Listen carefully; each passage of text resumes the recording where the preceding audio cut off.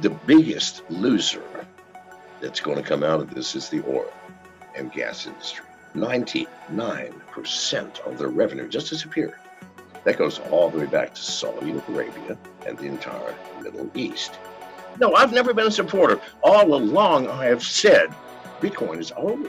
It's got no privacy. It's got no functions.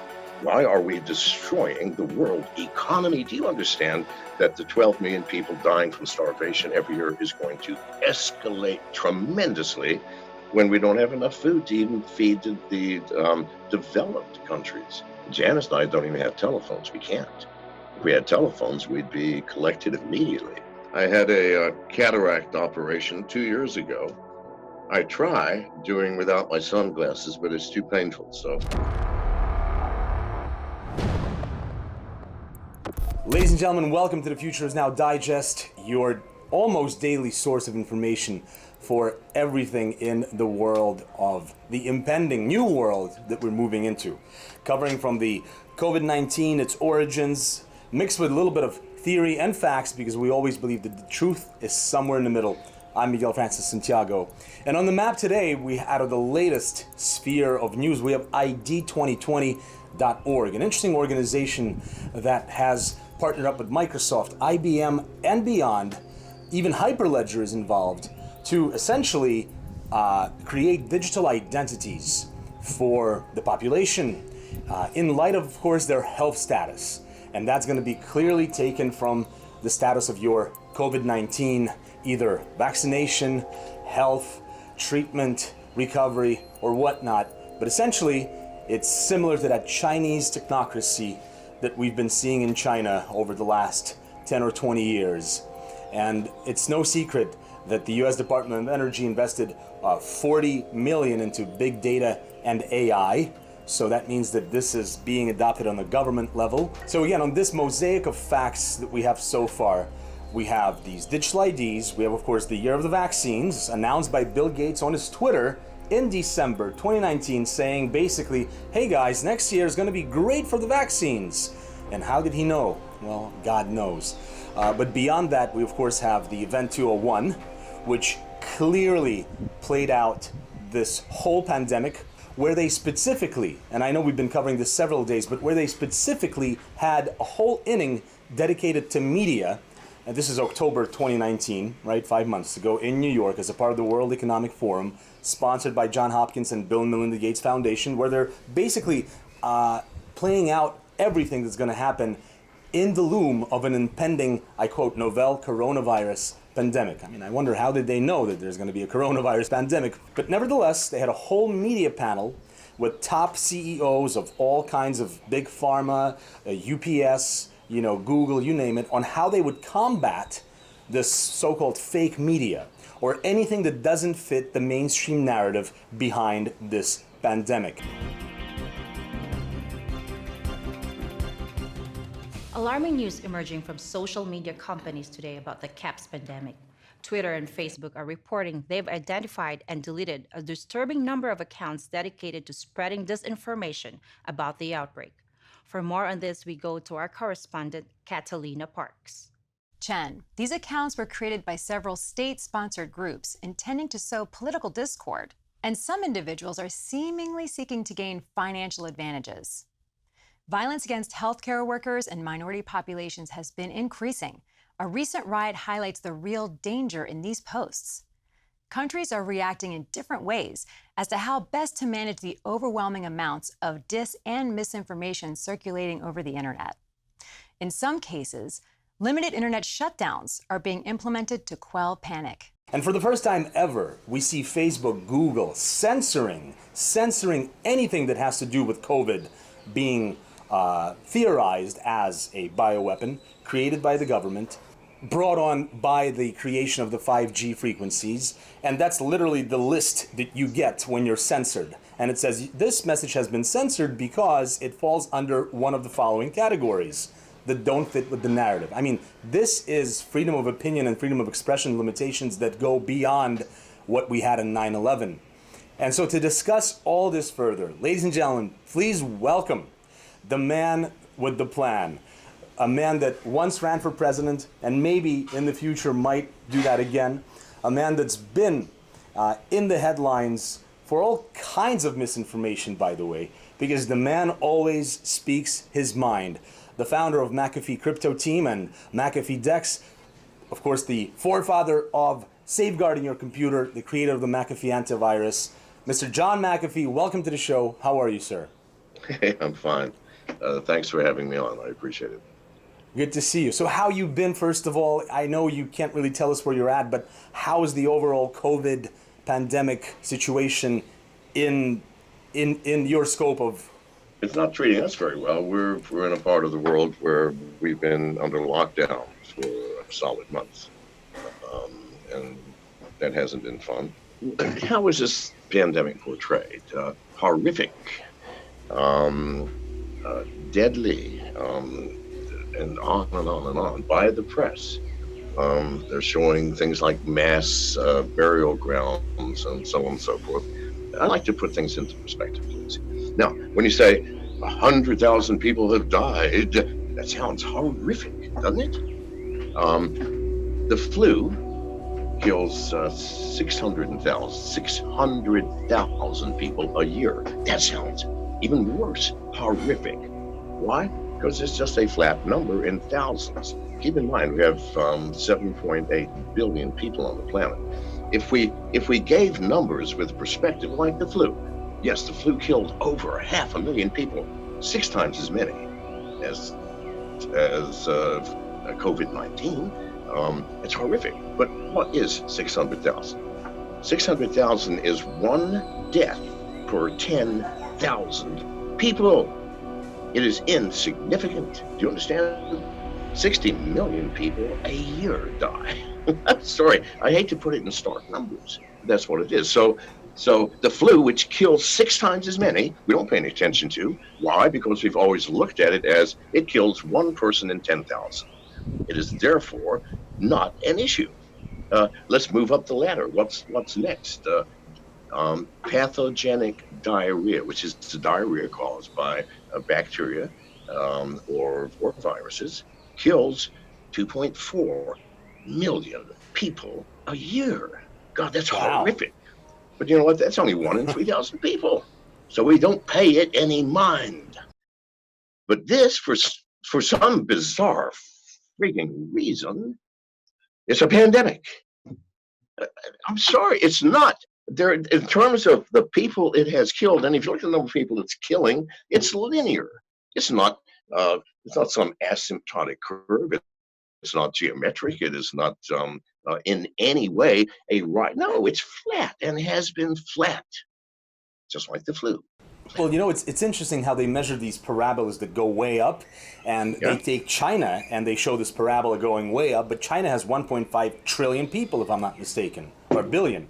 1.5 billion, yes. And then they take the United States, which has like around 300 million people, and they show the same parabola going up.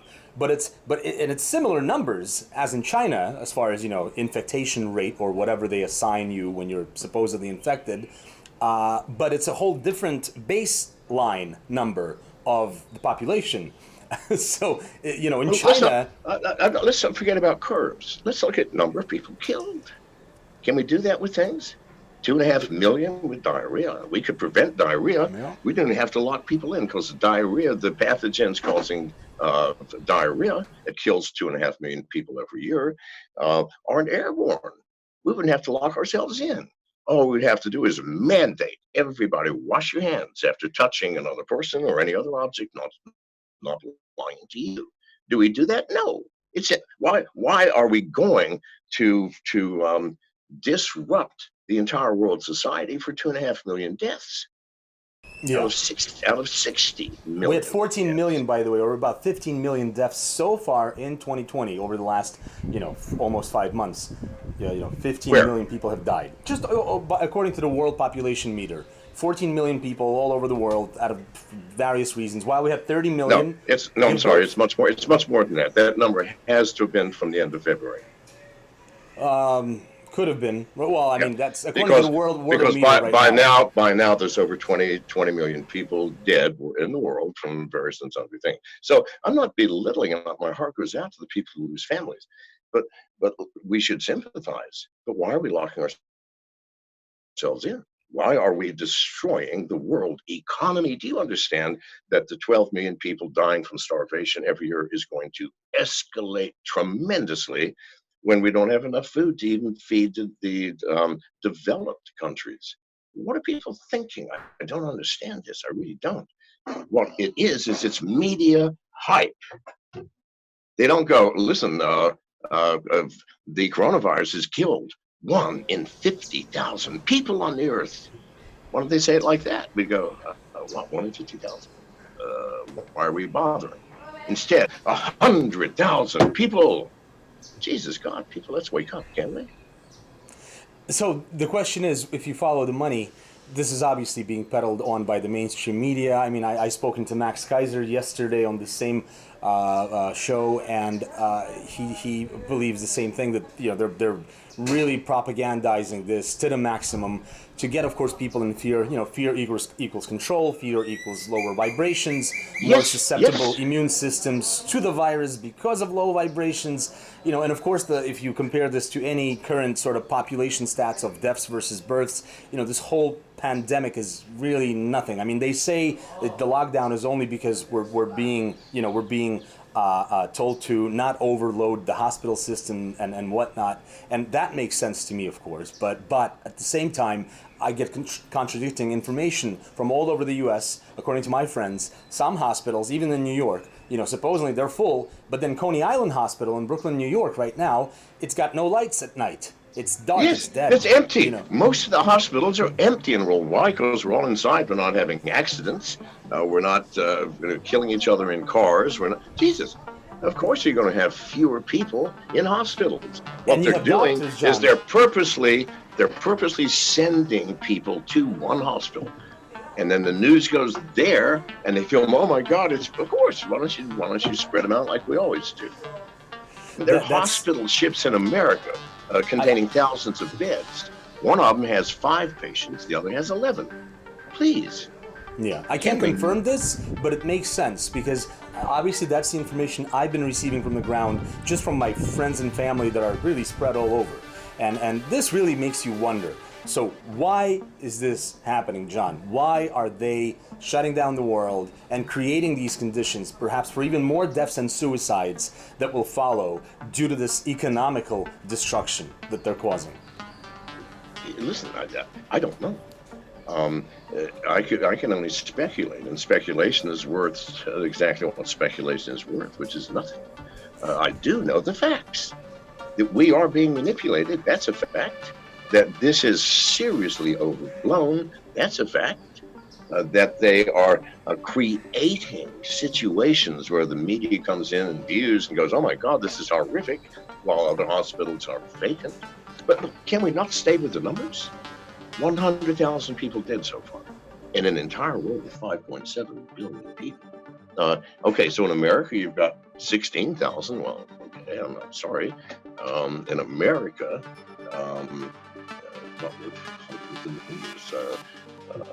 10 million people. 10 million people a year die. What do we do with them? We don't have enough. We have no space to bury the dead from COVID-19. Well, what are you doing with the other 10 million that are dying? Do you understand the absurdity here? If we stick to numbers, there's only one truth in life. That's numbers. Now, the numbers, the source of the numbers may be faulty. We don't know. But we do know the following. Every single person on earth who's dying from an upper and lower respiratory infection is being tested for COVID-19. And if they have it, that's counted. Here's the other problem. 100,000 people dead, utter bullshit. There's probably less than 10. Here's why. All of the countries who are reporting these massive numbers are doing one thing that they've never done before. If a person is in the hospital, and keep in mind, every month in the world,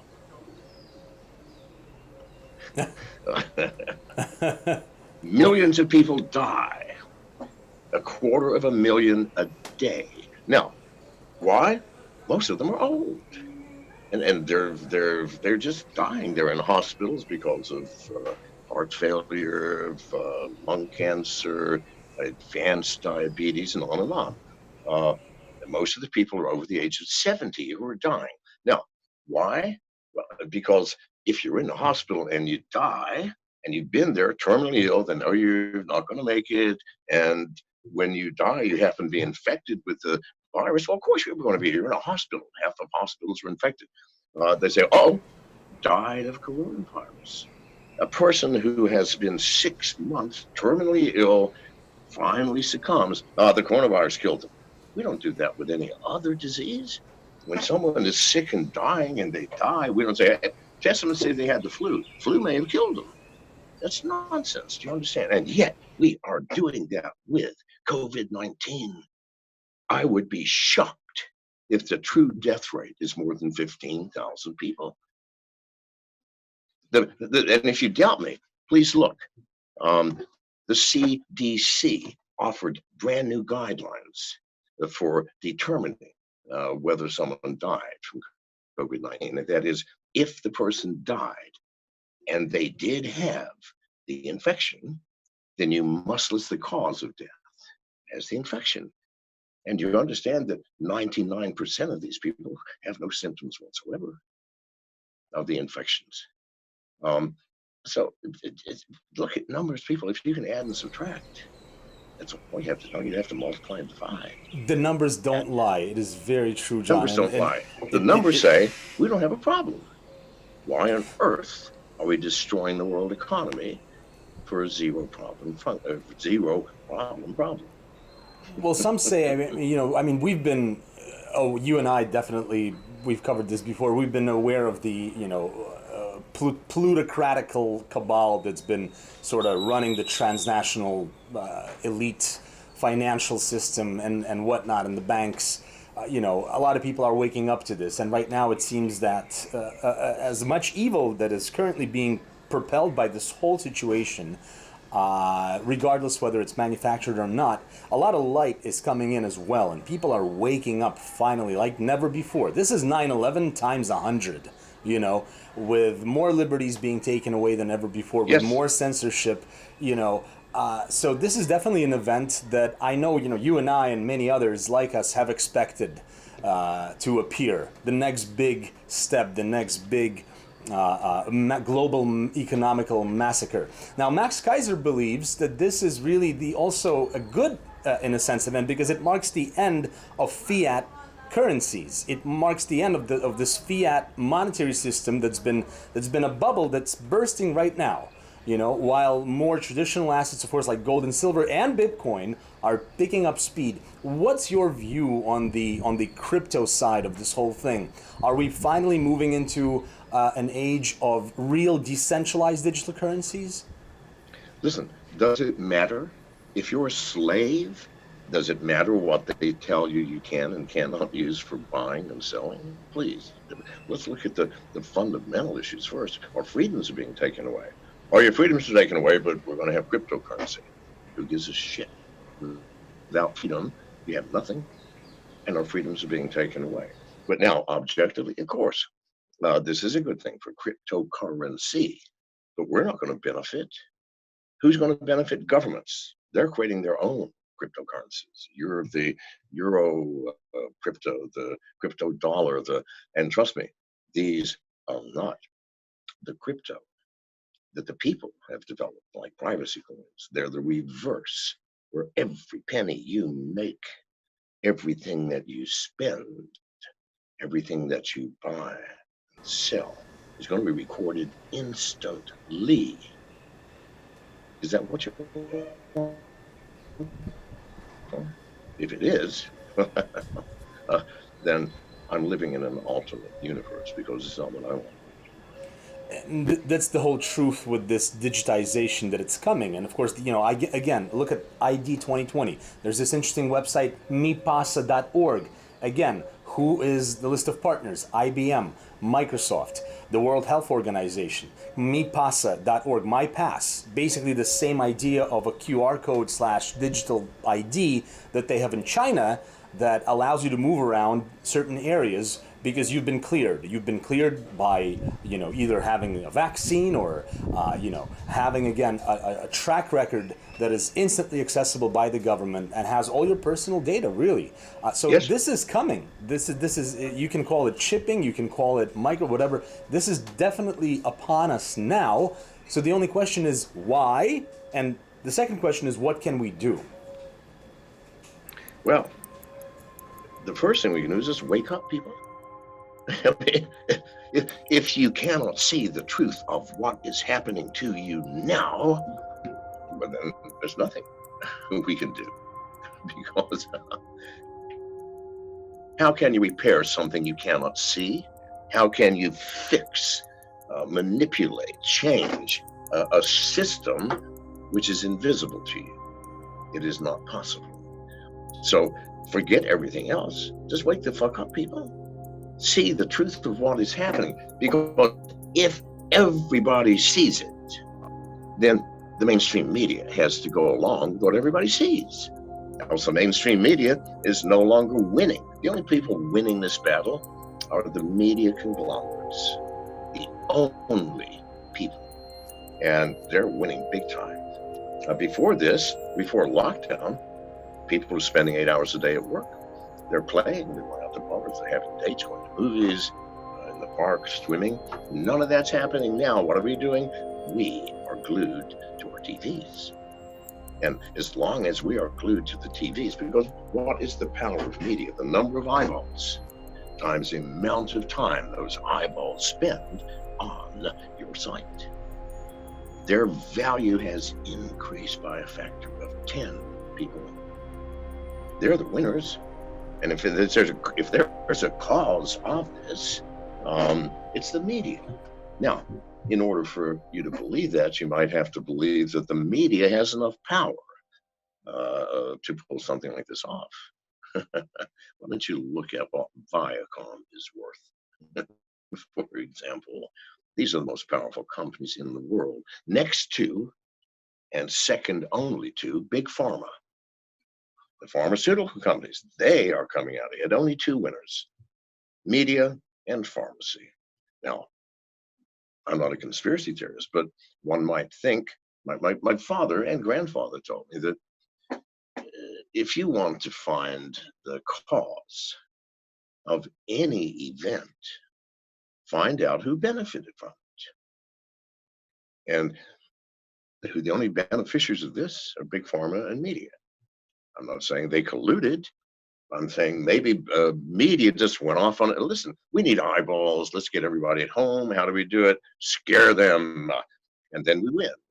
And then Big Pharma goes, well, God damn, here's an opportunity. Right. Never let a good crisis go to waste. This is all conjecture and speculation, which is nothing.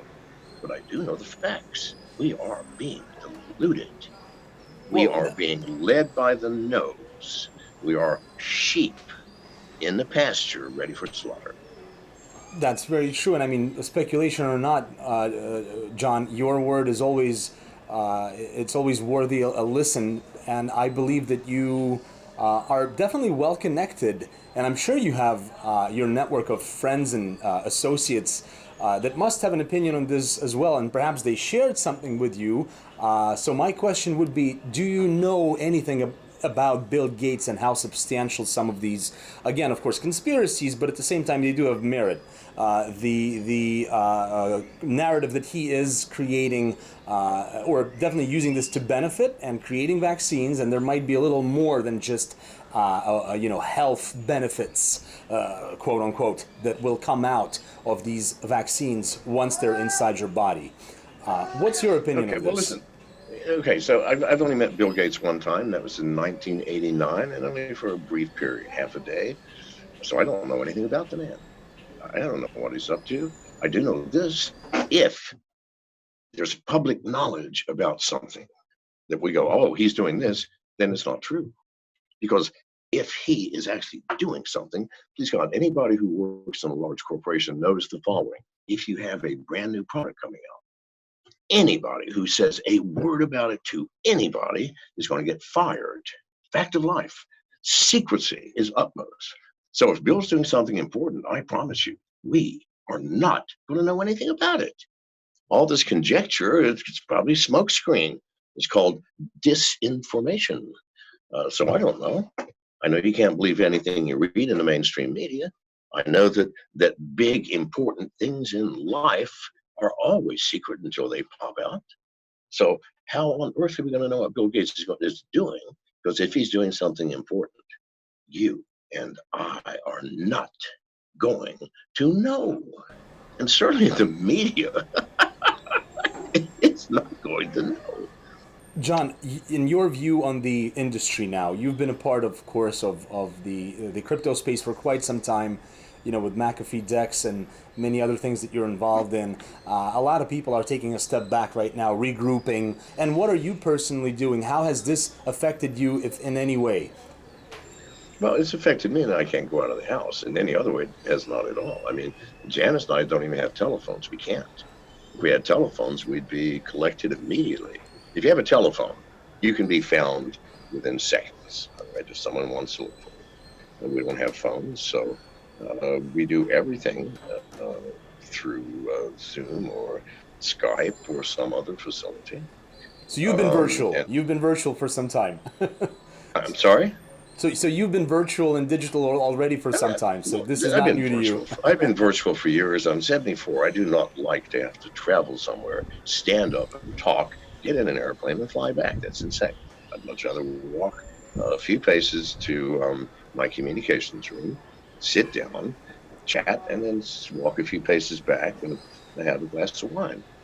So economically, has this affected you in any way? Economically, has this whole thing affected you in any way?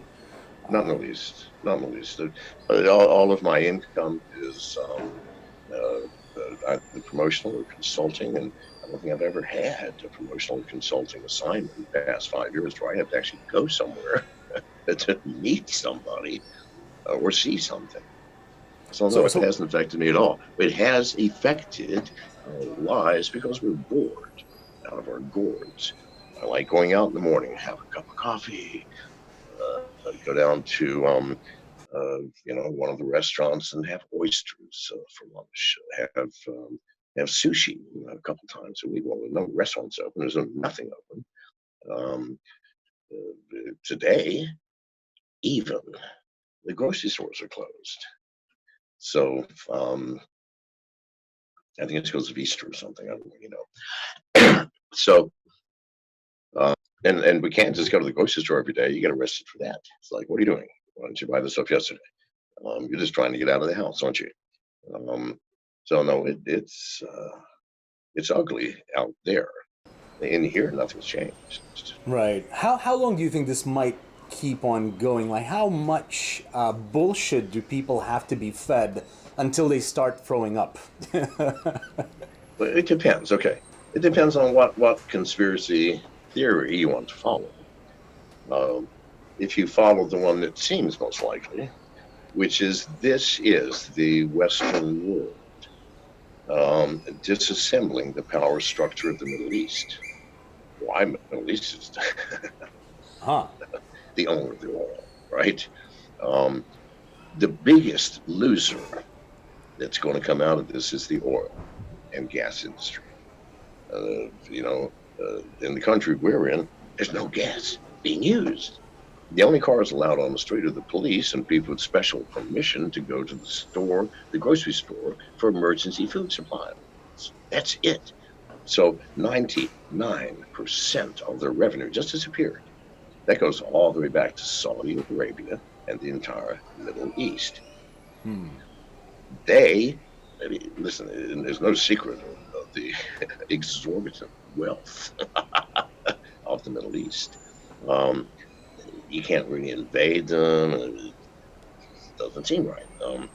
However, why don't we invent a crisis which kills Saudi Arabia?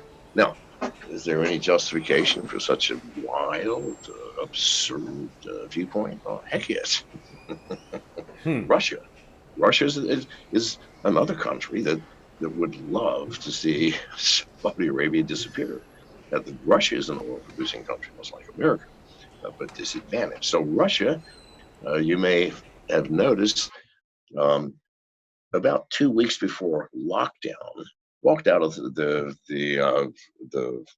OPEC arrangement and said, "Listen, we're not going along with you. We're not going to artificially keep prices up. We're going to sell off whatever we want." That was the beginning of the end, followed by this coronavirus thing. Now, what are the chances? I mean, Russia's been cooperating for 20 years. Why suddenly, 2 weeks before the coronavirus outbreak, it says, "No, we're not going to help you. We're going to sell whatever we want," because oil prices were dipping anyway. Now they're zero. Well, the price isn't zero, but the demand is zero. Gasoline in Wisconsin, 95 cents a gallon. If you're in a country with liters, what is that? That's 20 cents a liter. I don't know what the prices are now, but I'm sure that's way less than what you're paying. And it's going to go down to 5 cents a liter until finally you can't give it away. Because we are going to be in lockdown, people, for quite a while, I promise you. You think, oh, it's just a couple of weeks. No, it's going to be a couple of months. Now, what's the net if we do stay in? The world economy will collapse. Airlines will go out of business massively. Travel industry is already disappearing. We know the oil industry is dying. The automobile industry is going to suffer. Service industries. And what about the businesses that are running hand to mouth? You know, you're making a paycheck every week and you're getting by and you're scraping a little bit of profit off. You close for 2 months, you're going to die. You have to have a massive amount in the bank. Now, the U.S. says, don't worry, we gave everybody $1,200. Oh, well, thank you. Right, I've been off work for 2 months. And that is going to help a lot. No, please wake up, people. Plus, the $2 trillion we're injecting into the economy has to raise prices. We know that. The dollar will inflate, maybe hyperinflate. The net of all of this is, if the economy reaches such a low extent that we're barely feeding ourselves in developed countries, hundreds of millions will die in developing countries from lack of food.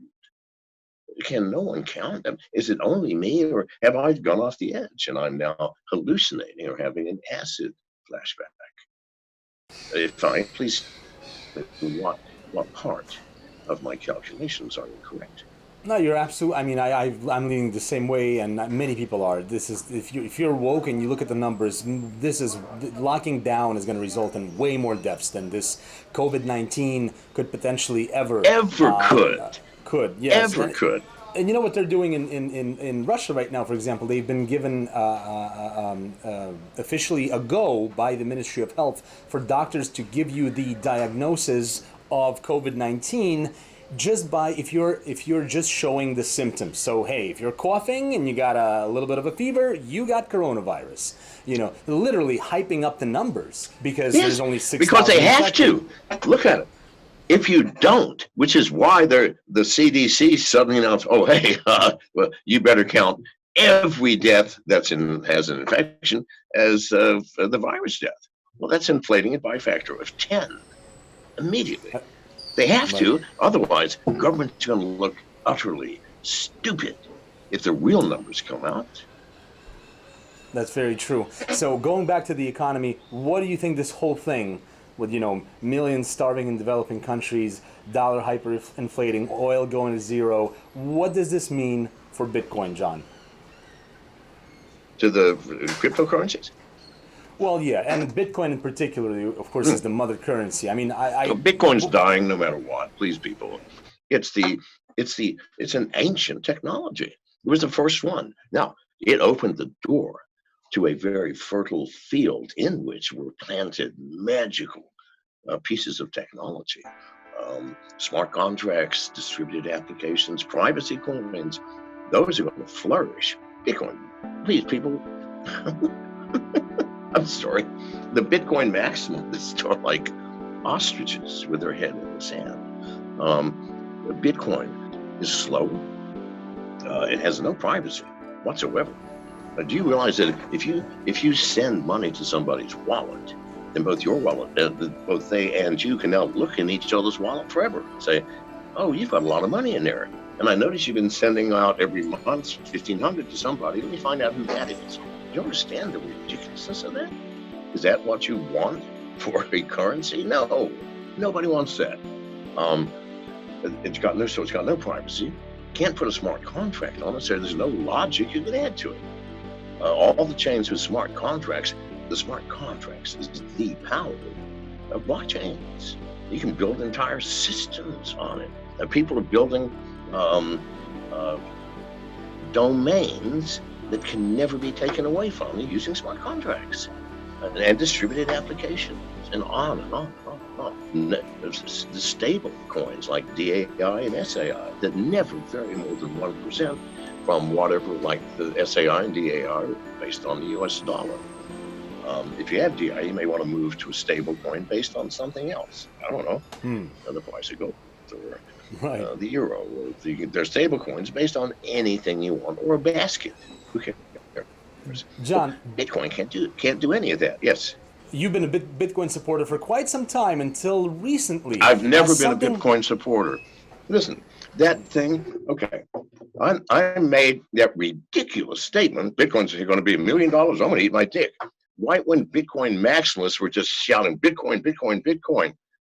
Keep in mind, I use satire and other humor constantly. The same day I tweeted that, I also tweeted that I fucked whales. And the following day, I tweeted that I ate living human brains.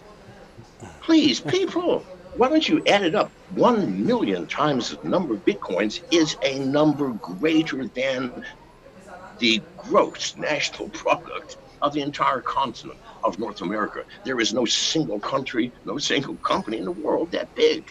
No single entity.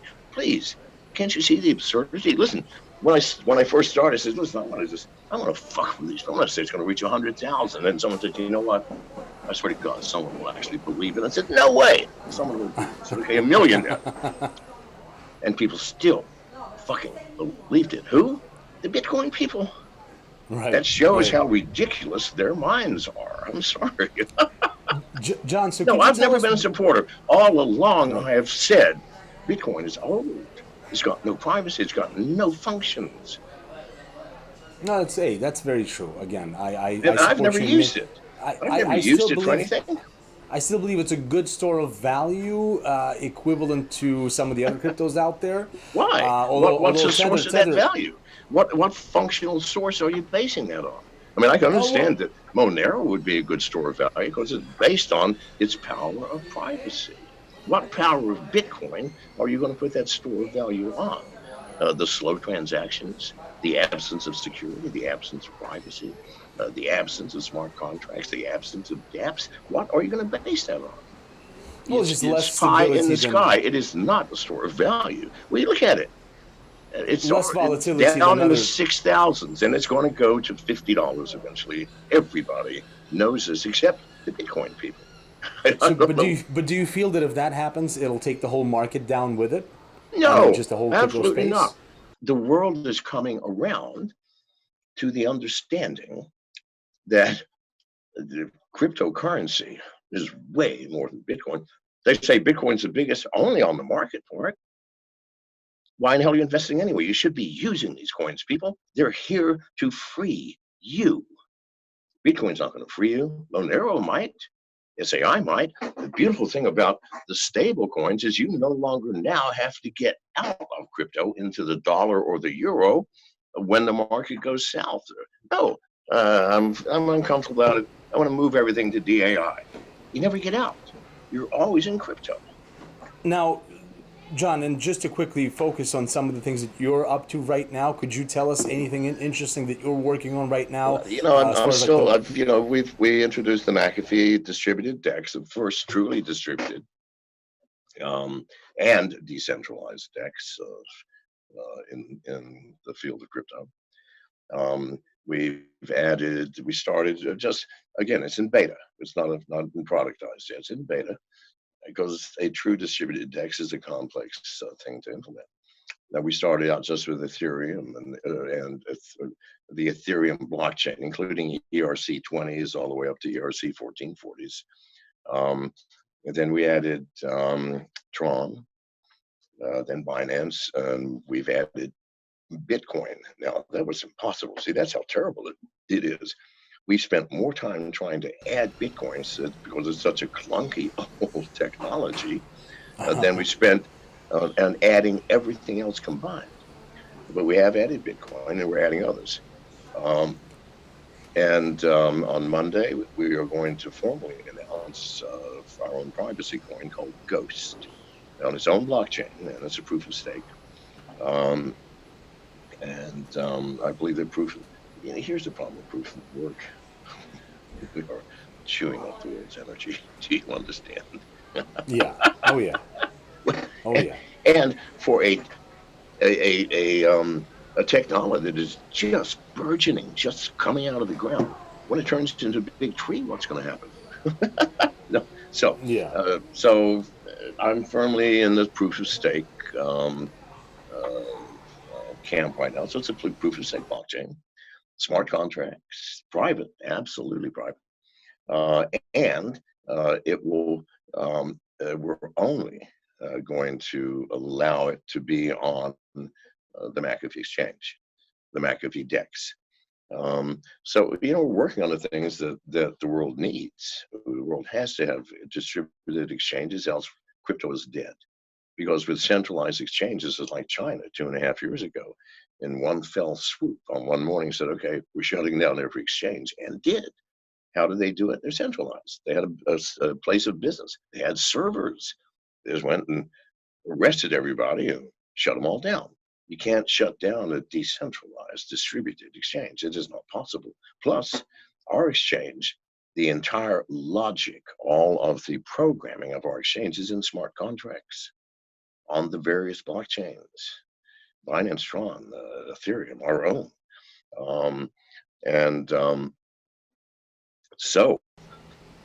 It can't ever be shut down. It's not a possibility. I can't shut it down. We don't control Sounds it. We interesting. take no information. We don't ask who you are, where you are, what your name is. We ask for no documentation. You just walk in and start trading. Now we can't wait for the DEX to go live, and I planned on excited May, about but Ghost. I had planned on May. The coronavirus has put a crimp in a whole lot of things. Our business partners in different parts of the world are dealing with different issues. Okay, and it's kind of like, oh my God, how are we going to get food? What's happening here? I got stuck, separated from my wife. It happens to many people. I feel sorry for those families. You're off on business in Spain, for example. That's what happened to Janice and I. We visited friends in Spain. The following day, there was lockdown. We couldn't get out. We had to escape 8 days later at great risk and expense. The world is dealing with things, and it's a huge crimp. So we probably are not going to make the end of May. It may be June or even July, depending on how long this nightmare lasts. John, what is your suggestion, your words of wisdom to the people out there? What can they do to cope with this polemical pandemic and hopefully get out of this dry? And what would be your wish to the people out there? First of all the idiots that in government that decided to manufacture it. Listen, COVID, the coronavirus has caused 20 million jobs to be lost in America. What? Did the virus make that decision? No. People, politicians created that, not the virus. So vote them out of office immediately. We call them. If you're in America, do a frigging recall. Recall every single politician that cooperated with this nightmare, which is almost all of them. And I think that would be a good thing. Clean the fuckers out. Hey, that's the next big question. What's happening in the political sphere? Because, it looks like Trump is trying to sort of battle this deep state, or maybe he's a part of it. Ladies and gentlemen, that was John McAfee joining us live from somewhere in the world. We wish you the best of luck, health, stay safe, and we can't wait to speak to you again, sir. Thank you very much for having me. I've enjoyed it. So hey, if you want to make the change happen right now during these turbulent times, remember, you have the power and not someone who supposedly has power over you. Never forget that, because that's what decentralization is truly all about. That was John McAfee, and I'm Miguel Francis-Santiago. Stay tuned to the future. The future is now.